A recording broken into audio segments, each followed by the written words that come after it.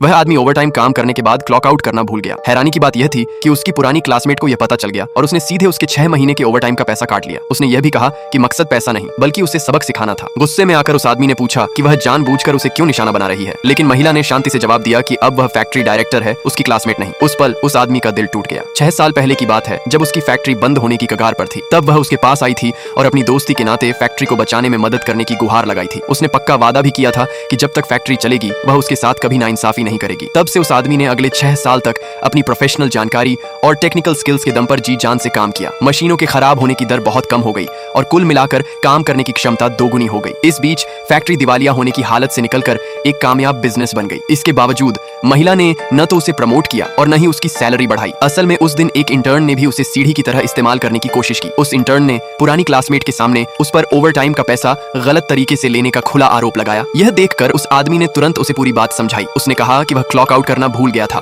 क्योंकि वह आधी रात तक मशीनों को ठीक कर रहा था। हैरानी की बात यह थी कि महिला ने पहले तो सख्ती से उसे उसके पद टाइटल से बुलाने का आदेश दिया, फिर उसने सबूत मांगा कि उसने सच में ओवरटाइम काम किया था। उस आदमी ने तुरंत उस दिन का सर्विलांस फुटेज दिखाया, लेकिन इंटर्न फिर से आगे आया। उसने कहा कि नियम तो नियम होते हैं और सिर्फ इसलिए कोई छूट नहीं दी जानी चाहिए कि वे पुराने क्लासमेट थे। महिला उस बात से पूरी तरह सहमत थी। उसने सख्ती से कहा कि अटेंडेंस के नियम पक्के हैं और सब पर लागू होते हैं। चूंकि वह आदमी क्लॉक आउट नहीं कर पाया था, इसलिए उसे सजा मान लेनी चाहिए। कोई चारा न होने पर वह आदमी अनिच्छा से मान गया, लेकिन इसके बाद जो हुआ वह किसी की उम्मीद से परे था। महिला ने बहुत ही कठोर सजा सुनाई। उसने सीधे 6 महीने का ओवरटाइम का पैसा काट लिया, जो कुल मिलाकर $100,000 था। उस आदमी ने गुस्से में कहा कि वह सिर्फ एक दिन क्लॉक आउट करना भूल गया था और उसे इतना भारी जुर्माना समझ नहीं आ रहा था।